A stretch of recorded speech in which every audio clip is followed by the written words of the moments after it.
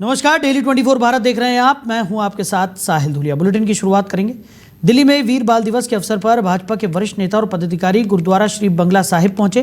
भाजपा के राष्ट्रीय कार्यकारी अध्यक्ष नितिन नवीन, दिल्ली भाजपा अध्यक्ष वीरेंद्र सचदेवा और दिल्ली सरकार के मंत्री मनजिंदर सिंह सिरसा ने इस मौके पर श्रद्धा और भक्ति के साथ गुरुद्वारे में माथा टेका। इस अवसर पर नेताओं ने गुरु साहिब की शिक्षाओं और वीर बाल दिवस के महत्व पर प्रकाश डालते हुए देशभक्ति के और साहस की भावना का संदेश भी साझा किया। श्रद्धालुओं ने भी इस कार्यक्रम में बढ़ चढ़कर हिस्सा लिया और पूरे गुरुद्वारे में एक शांतिपूर्ण और भक्तिमय वातावरण बना रहा। चलिए आगे बढ़ते हैं। दिल्ली में आम आदमी पार्टी के नेता सौरभ भारद्वाज और संजीव के खिलाफ एफआईआर दर्ज की गई है। ये मामला आदिल अहमद खान से जुड़े एक विवाद के संबंध में सामने आया है। आरोप है कि धार्मिक प्रतीकों का मजाक उड़ाया गया, जिससे ईसाई समुदाय की धार्मिक भावनाएं आहत हुई। पुलिस ने इस मामले में धार्मिक भावनाओं को ठेस पहुंचाने की धाराओं में एफआईआर दर्ज कर ली है और पूरे प्रकरण की जांच शुरू कर दी गई है। अधिकारियों का कहना है कि मामले की गंभीरता को देखते हुए सभी तथ्यों की जांच की जा रही है और जांच के आधार पर आगे की कानूनी कार्रवाई की जाएगी। उधर दिल्ली पुलिस को एक बड़ी सफलता हासिल हुई है। नए साल के दौरान सुरक्षा को लेकर पुलिस पहले से ही हाई अलर्ट पर थी। इस बीच एक गैंग के 2 अपराधी हथियारों के साथ दिल्ली में खुलेआम घूमते पाए गए। फिलहाल पुलिस ने उन्हें गिरफ्तार कर लिया है और पूछताछ की जा रही है। क्रिसमस के मौके पर राजधानी दिल्ली में कड़ी सुरक्षा व्यवस्था की गई थी। वहीं आउटर नॉर्थ जिले की पुलिस को एक बड़ी कामयाबी हासिल हुई। देर रात मुकरबा चौक के पास चेकिंग ऑपरेशन के दौरान पुलिस ने नीरज बवाना गैंग से जुड़े 2 अपराधियों को गिरफ्तार किया। उनके पास से एक बुलेट प्रूफ स्कॉर्पियो कार और अवैध हथियार बरामद किए गए। गिरफ्तार आरोपियों की पहचान दीपक मान और अंकित उर्फ हनी के रूप में हुई है। दोनों एक काली स्कॉर्पियो में यात्रा कर रहे थे। तभी पुलिस के मुताबिक त्योहार के कारण पूरे इलाके में चेक पॉइंट लगाकर गाड़ियों की सघन चेकिंग की जा रही थी। इसी दौरान मुकरबा चौक पर तैनात पुलिस टीम को गाड़ी संदिग्ध लगी और जब पुलिस ने स्कॉर्पियो को रोककर तलाशी ली तो सब हैरान रह गए। स्कॉर्पियो के अंदर से 2 देसी पिस्तौल और कुछ कारतूस बरामद हुए। दोनों आरोपियों को तुरंत हिरासत में ले लिया गया और गाड़ी जब्त कर ली गई। पुलिस के लिए सबसे चौंकाने वाली बात यह थी कि स्कॉर्पियो पूरी तरह से बुलेट प्रूफ थी। ऐसी गाड़ियाँ आमतौर पर वीआईपी या हाई प्रोफाइल लोग इस्तेमाल करते हैं।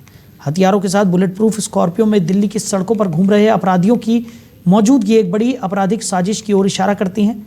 शुरुआती जांच में पता चला है कि दोनों आरोपी कुख्यात गैंगस्टर नीरज बवाना गैंग से जुड़े हैं। पुलिस अब गैंग से उनके सीधे कनेक्शन और उन्हें बुलेट प्रूफ गाड़ी कैसे मिली इसका पता लगाने की कोशिश कर रही है। पुलिस अधिकारियों का कहना है कि आरोपियों के आपराधिक रिकॉर्ड की जांच की जा रही है।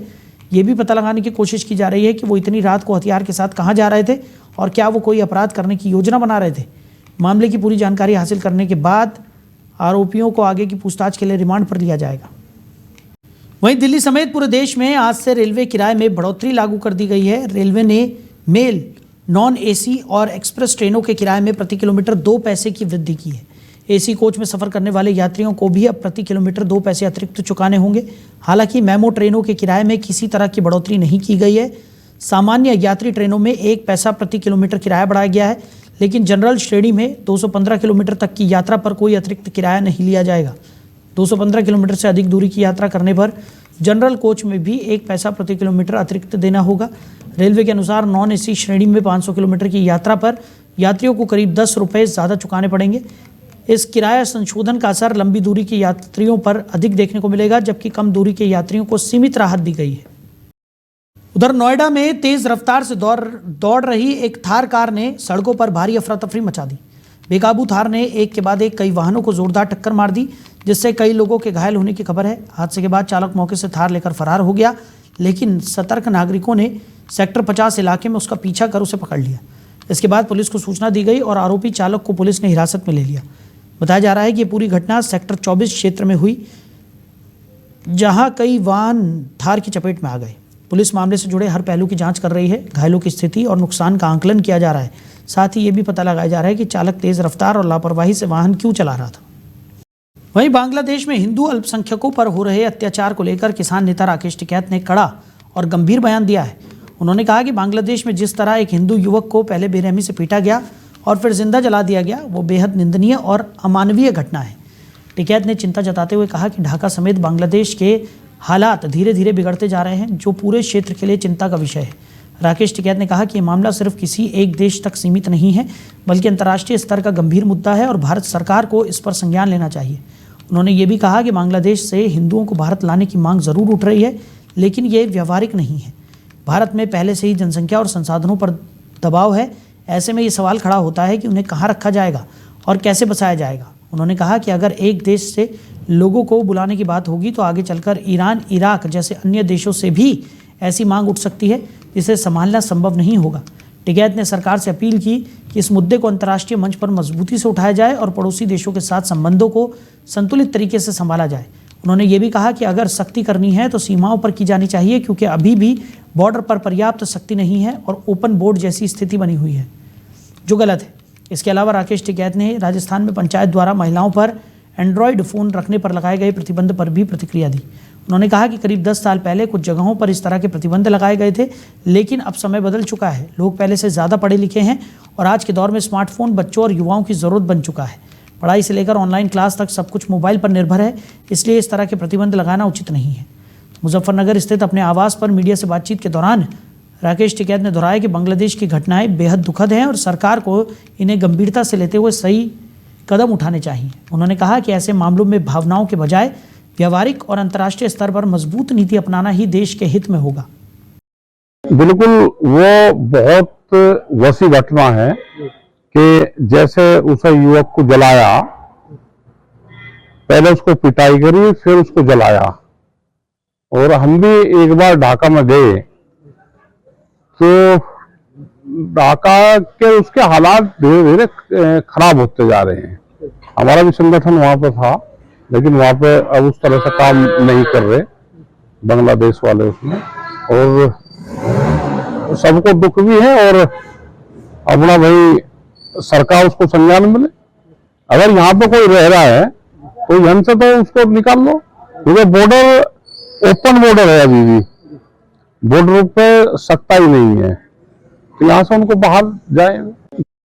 वहीं मेरठ सहित पूरे पश्चिमी उत्तर प्रदेश में घना कोहरा छाया हुआ है, जिससे जनजीवन पूरी तरह से प्रभावित हो गया है। हालात ऐसे हैं कि सड़कों पर विजिबिलिटी घटकर करीब 20 मीटर तक सिमट गई है, जिससे वाहन चलाना बेहद जोखिम भरा हो गया है।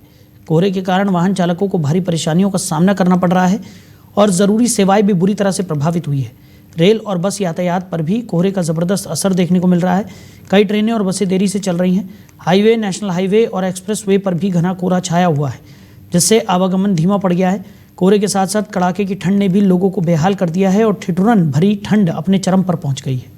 उधर ग्रेटर नोएडा वेस्ट की एक सोसाइटी में उस समय हड़कंप मच गया जब एक युवक ने 13वीं मंजिल से कूदकर आत्महत्या कर ली। ये दर्दनाक घटना बिसरख थाना क्षेत्र स्थित आम्रपाली गोल्फ होम सोसाइटी की है। घटना की जानकारी मिलते ही पुलिस मौके पर पहुंची और मामले की जांच शुरू की गई। पुलिस ने आसपास लगे सीसीटीवी कैमरों की फुटेज खंगालनी शुरू कर दी है, ताकि घटना से जुड़े सभी पहलुओं को समझा जा सके। युवक के शव को कब्जे में लेकर पोस्टमार्टम के लिए भेज दिया गया है। प्रारंभिक जानकारी के अनुसार मृतक युवक हरियाणा का मूल निवासी था और ग्रेटर नोएडा वेस्ट में किराए पर रह रहा था। आत्महत्या के कारणों का फिलहाल पता नहीं चल सका है। पुलिस सभी बिंदुओं पर जांच कर रही है। इस घटना के बाद सोसाइटी के निवासियों में दहशत और शोक का माहौल बना हुआ है। तो खबर पर ज़्यादा जानकारी के साथ हमारे सहयोगी अरबाज हमारे साथ जुड़ गए। अरबाज, क्या कुछ निकल कर आ रहा है पूरे मामले में, जिस तरीके से एक युवक ने 13वें फ्लोर से कूदकर अपनी जान दे दी? बिल्कुल, देखिए ग्रेटर नोएडा वेस्ट का मामला है। जो कि गोल्फ सोसाइटी है, वहाँ पर एक कल घटना घटी जो कि M2 ब्लॉक में आज एक फ्लैट नंबर M2 1301 के एक युवक ने गिरने से मृत्यु हो गई। ये मामला बड़ा हो गया क्योंकि 13वीं मंजिल से कूदकर उसने जान दी है। गिरने की तीव्रता इतनी तेज थी कि उसके जो शव था वो अलग अलग हो गया, भंग हो गया। जी अरबाज, क्या प्रथम दृष्टया कुछ निकलकर सामने आया है? क्योंकि पुलिस भी मौके पर पहुंची थी, जांच पड़ताल की गई, सीसीटीवी फुटेज भी पुलिस ने खंगाले हैं। क्या किसी तरह का कोई सुराग पुलिस के हाथ लगा है? देखिए, जिसने तीव्रता से वो गिरा था अनुसार लगाया जा रहा है। पुलिस हर बिंदु पर जांच कर रही है, सीसीटीवी कैमरे से छानबीन कर रही है और जो सोसाइटी के लोग हैं वहाँ पर एकदम हड़कंप मच गया, तो वहाँ पर सभी से लोगों से पूछताछ कर रही है, सिक्योरिटी गार्ड से पूछताछ कर रही है। तो जिस तरीके से हालात बनते नजर आ, पुलिस का साफ तौर पर कहना है कि पुलिस हर बिंदु पर जांच कर रही है और हमें हत्या का भी आशंका जताई जा रही है। लोगों को साफ तौर पर कहना है कि जिस तरीके से वो गिरा है, हो सकता है उनके जो फोन है उसका कॉल डिटेल भी चेक की जा रही है। सोसाइटी में कैमरे लगे हैं, उसकी भी छानबीन की जा रही है। तो कहीं ना कहीं मामले की जांच चल रही है और पुलिस का साफ तौर पर कहना है कि हम जल्दी से जल्द खुलासा कर देंगे। जी अरबाज, वहीं अगर बात की जाए, क्योंकि अच्छी खासी ये सोसाइटी है जहां पर ये वारदात घटित हुई है, क्या बताया जा रहा है? युवक क्या इसी सोसाइटी का रहने वाला था या इस युवक की किसी तरह से कोई पहचान यहाँ पर हो पाई है? और अगर पहचान हो पाई है तो उनके परिजनों का क्या कुछ कहना है? क्या किसी तरह का कोई डिप्रेशन इस युवक को था, या किन पहलुओं पर पुलिस की जांच पड़ताल आगे बढ़ रही है? देखिए साहिल, मैं बता दूं, मृतक युवक जो है, जो युवक जिसकी मौत हुई है, वो मूल रूप से हरियाणा का रहने वाला है। सोसाइटी में किराए पर रह रहा था। Greater Noida west society golf course की है। तो कहीं ना कहीं जो अमरपाली की जो ये गोल्फ होम सोसाइटी है, यहाँ पर काफी समय से किराए पर रह रहा था। मूल रूप से हरियाणा का रहने वाला था। और ये तो छानबीन चल रही है, फोन डिटेल चेक की जा रही है, या उसका जो रूम है, उसका जो जिसमें वो किराए पर रह रहा था, उसकी छानबीन हो रही है कि कोई खत लिख कर गया हो या कुछ ऐसी आशंका। पुलिस हर बिंदु पर जांच कर रही है। पास में लगे सीसीटीवी कैमरों से खासतौर पर निगरानी रखी गई। जी बिल्कुल अरबाज, क्योंकि कहीं ना कहीं संदिग्ध परिस्थितियों में इस युवक की मौत हुई है। अब तमाम पहलुओं पर जांच पड़ताल भी पुलिस की तरफ से किया जा रही है, लेकिन अमूमन जब इस तरीके का कोई युवक इस तरीके का कदम उठाता है तो कहीं ना कहीं उसके पीछे काफ़ी ज़्यादा परेशानियां निकल कर सामने आती हैं कि काफ़ी लंबे समय से वो युवक परेशान था, या कोई लंबी समस्या से वो जूझ रहा था। ऐसे में आस पड़ोस के लोगों का क्या कुछ कहना है इस युवक के बारे में? क्या किसी ने उसके बारे में किसी तरह का कोई खुलासा यहाँ पर किया है? देखिए, पुलिस हर बिंदु पर जांच कर रही है, पूछताछ कर रही है। सोसाइटी में आसपास रहने वाले पास पड़ोसी से बात कर रही है। सोसाइटी में जितने भी निवासी हैं, जो उसके घर के आसपास रहते थे, इस घटना को लेकर काफी गहरा शोक मना रहे हैं। चिंता का माहौल पूरे सोसाइटी में बन चुका है। प्रशासन से सीधी मांग की जा रही है कि मामले की निष्पक्ष जांच की जाए और तेज जांच की जाए। कहीं ना कहीं जो सच्चाई है उसको सामने लाया जाए। जो सोसाइटी के लोग हैं वो भी चाहते हैं कि ऐसा क्यों किया, ऐसा क्या से हो गया। तो कहीं ना कहीं जो सोसाइटी के लोग हैं वो भी सच्चाई और निष्पक्ष जांच चाहते हैं। जी साहिल। चलिए अरबाज, हमारे साथ जुड़ने के लिए, इस तमाम जानकारी के लिए आपका बहुत शुक्रिया। 13वीं मंजिल से कूदने से युवक की मौत हो गई है। आम्रपाली गोल्फ होम सोसाइटी में ये घटना घटित हुई, जिसके बाद सोसाइटी में हड़कंप मच गया। पुलिस भी पहुंच गई है, जांच पड़ताल में जुटी हुई है। सीसीटीवी फुटेज यहां पर खंगाले जा रहे हैं और आखिर इस युवक ने आत्महत्या की है या कोई और मामला है, इसको लेकर भी हर पहलू पर जांच पड़ताल पुलिस की तरफ से की जा रही है। वहीं मुजफ्फरनगर में पुलिस और एक शातिर बदमाश के बीच में देर रात मुठभेड़ हुई, जिसमें पुलिस की जवाबी कार्रवाई में बदमाश रईस गोली लगने से घायल हो गया। ये मुठभेड़ बुराना कोतवाली क्षेत्र के खतौली रोड पर हुई। घायल बदमाश को इलाज के लिए अस्पताल में भर्ती कराया गया। पुलिस जांच में सामने आया है कि रईस के खिलाफ लूट और चोरी के करीब 1 दर्जन से ज़्यादा मुकदमे पहले से दर्ज हैं और वो लंबे समय से सिलेंडर चोरी के मामलों में वांछित चल रहा था। मुठभेड़ के बाद पुलिस ने बदमाश के कब्जे से एक तमंचा, कारतूस, वारदात में इस्तेमाल किए गए टेम्पो और 4,750 रुपये की नकदी भी बरामद की है। पुलिस अधिकारियों का कहना है कि बदमाश की गिरफ्तारी से इलाके में सक्रिय चोरी और लूट की वारदातों पर अंकुश लगाने में मदद मिलेगी और उसके आपराधिक नेटवर्क की भी जांच की जा रही है।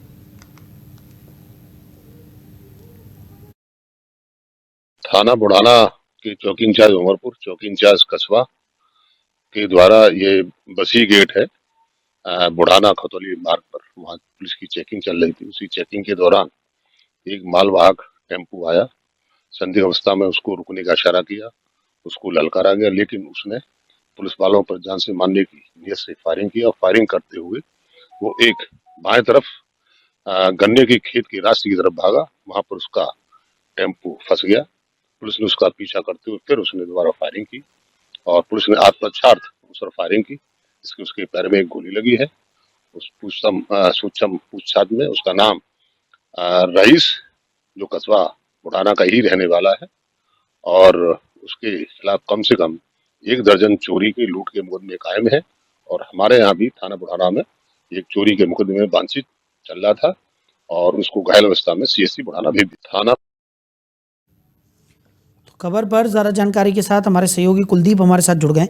कुलदीप, क्या कुछ निकलकर सामने आ रहा है पूरे मामले में? पुलिस और बदमाश के बीच में ये मुठभेड़ हुई है।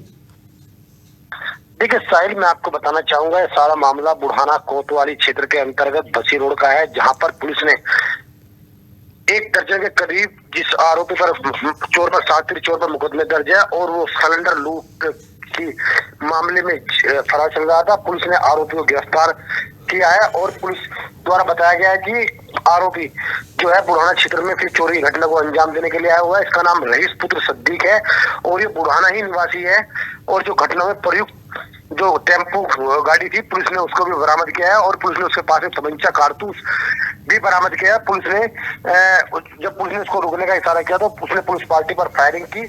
पुलिस की जवाबी फायरिंग के दौरान जो साथी चोर था, जिस पर 1 दर्जन करीब मुकदमे दर्ज है, पुलिस की गोली लगने से घायल हो गया और पुलिस ने आरोपी को उपचार के लिए सीएचसी में भर्ती कराया और फिर उसको जेल भेजा है। जी बिल्कुल। और कुलदीप, जिस तरीके से बताया जा रहा है कि जो रईस था जो घायल हुआ है पुलिस की गोली लगने से, उस पर पहले भी चोरी के दर्जन भर मुकदमे दर्ज हैं, बदमाशी और लूट के भी कई मामले उसके ऊपर दर्ज हैं, यानी काफी लंबे समय से ये वांछित चल रहा था। देखिए साहिल, मैं आपको बताना चाहूंगा, रईस सातिर किस्म का चोर था। ये घटना को बड़े ही तरीके से घटना को अंजाम देने के बाद यह फरार हो जाता था। फिर जब इस पर काफी समय से लगभग 1 दर्जन के करीब लूट और चोरी के मुकदमे दर्ज है। वही यह सिलेंडर चोरी घटना में वांछित चल रहा था बुढ़ाना कोतवाली से, और पुलिस ने जब पुलिस मुखबिर की सूचना पर जब पुलिस ने इसको रोकने का इशारा किया तो इसने पुलिस पार्टी पर फायरिंग की। वही जवाबी फायरिंग के दौरान पुलिस की गोली पैर में लग गई और जिसके चलते ये घायल हो गए। जी कुलदीप, जिस तरीके से पुलिस और बदमाश के बीच में ये मुठभेड़ हुई है, क्या पुलिस को किसी तरह की कोई खुफिया जानकारी मिली थी जिसके बाद ये दबिश दी गई, या फिर किसी तरह की कोई पहले से शिकायत पुलिस को मिल रही थी? किस तरीके से ये इस कार्रवाई को अंजाम दिया गया है पुलिस की तरफ से?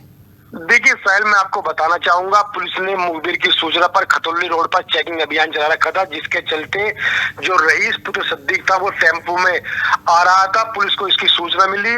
जब पुलिस ने इसको रोकने का इशारा किया तो इसने पुलिस पार्टी पर फायरिंग की। पुलिस की जवाबी फायरिंग के दौरान यह इसके पैर में गोली लग गई, जिसके चलते यह घायल हो गया और पुलिस ने घायल बदमाश को उपचार के लिए सामुदायिक स्वास्थ्य केंद्र में भर्ती कराया और उसके बाद कार्रवाई करते हुए पुलिस ने आरोपी को जेल भेज दिया गया। और पुलिस ने आरोपी के पास तमंचा कारतूस व घटना में जो प्रयुक्त टेम्पो था उसको भी बरामद कर लिया है। जी चलिए कुलदीप, हमारे साथ जुड़ने के लिए, इस तमाम जानकारी के लिए आपका बहुत शुक्रिया।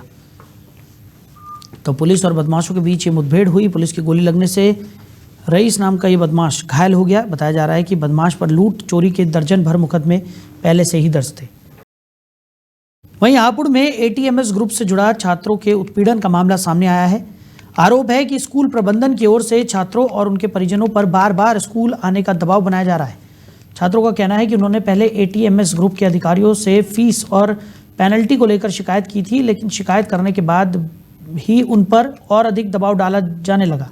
छात्रों ने आरोप लगाया कि फीस और पेनल्टी के नाम पर उनका लगातार मानसिक उत्पीड़न किया जा रहा है। न्याय की उम्मीद में छात्र और उनके परिजन विभिन्न अधिकारियों के चक्कर काटने को मजबूर हैं, लेकिन अब तक उन्हें कोई ठोस राहत नहीं मिल पाई है। वहीं हापुड़ में मेरठ जोन की सबसे बड़ी लूट की घटना को लेकर बड़ा खुलासा सामने आया है। 15 दिसंबर को हुई 85 लाख रुपए की लूट का सीसीटीवी फुटेज अब सामने आया है, जिसमें बदमाश पीड़ित की बाइक को गिराकर वारदात को अंजाम देते हुए साफ नजर आ रहे हैं। इतनी बड़ी घटना के बाद भी अब तक किसी भी आरोपी की गिरफ्तारी नहीं हो सकी है। मामले की गंभीरता को देखते हुए कई जिलों की पुलिस टीमें जांच में जुटी हुई हैं, लेकिन इसके बावजूद हापुड़ पुलिस को अभी तक कोई ठोस सफलता नहीं मिली है। इस घटना ने पुलिस की कार्यप्रणाली पर सवाल खड़े कर दिए हैं और इलाके में दहशत का माहौल बना हुआ है। तो हापुड़ में हुई लूट का सीसीटीवी फुटेज सामने आ गया है, जिसमें साफ तौर पर दिखाई दे रहा है कि किस तरीके से बाइक से गिराकर लूट को अंजाम दिया गया। 85 लाख रुपए की लूट को अंजाम दिया गया था। इतनी बड़ी घटना घट जाने के बाद भी अभी तक इस पूरे मामले में किसी तरह की कोई गिरफ्तारी नहीं हुई है, जिसके चलते पुलिस की कार्यप्रणाली पर भी सवालिया निशान खड़े हो रहे हैं। वहीं मेरठ में कॉलेज के गेट पर उस समय हंगामे की स्थिति बन गई जब बॉयफ्रेंड को लेकर दो छात्राओं के बीच कहासुनी शुरू हो गई। देखते ही देखते विवाद इतना बढ़ गया कि दोनों छात्राएं आपस में बेल्ट से मारपीट करने लगी। कॉलेज गेट के बाहर हुई इस घटना से वहां मौजूद छात्रों और राहगीरों में अफरा तफरी मच गई। कुछ लोगों ने बीच बचाव कर किसी तरह मामले को शांत कराया। घटना का वीडियो सोशल मीडिया पर भी सामने आया है, जिसके बाद कॉलेज प्रशासन और पुलिस की भूमिका पर सवाल उठने लगे हैं। वहीं मेरठ के मवाना थाना क्षेत्र के सटला गांव में गौकशी के आरोपियों की तलाश में बिना वर्दी दबिश देने गए पुलिसकर्मियों की पिटाई का मामला सामने आने के बाद पुलिस विभाग में हड़कंप मच गया। इस घटना को गंभीरता से लेते हुए वरिष्ठ पुलिस अधीक्षक ने कार्रवाई करते हुए सब इंस्पेक्टर सौरभ कुमार और कांस्टेबल सुनील को तत्काल प्रभाव से निलंबित कर दिया है। दोनों के खिलाफ विभागीय जांच के आदेश दिए गए हैं, जिसकी जिम्मेदारी एसपी ग्रामीण को सौंपी गई है। वहीं व्यवस्था सुधारने के लिए सटला चौकी पर सब इंस्पेक्टर सुमित कुमार की तैनाती की गई है और मवाना कोतवाली की कमान इंस्पेक्टर जितेंद्र सिंह को दी गई है। हालातों को नियंत्रित करने के लिए सटला गांव में एक प्लाटून पीएसी और अतिरिक्त पुलिस बल की तैनाती की गई है। इस पूरे प्रकरण में मवाना इंस्पेक्टर और सीओ की भूमिका की भी जांच की जा रही है और लापरवाही पाए जाने पर उनके खिलाफ भी कार्रवाई की जा सकती है। बताया जा रहा है कि सादे कपड़ों में गए दरोगा और सिपाही को ग्रामीणों ने पकड़कर बेरहमी से पीटा था, जिससे पुलिस की कार्यप्रणाली और सतर्कता पर गंभीर सवाल खड़े हो गए हैं। तो फिलहाल इस बुलेटिन में मेरे साथ इतना ही। आप बने रहिए। नमस्कार।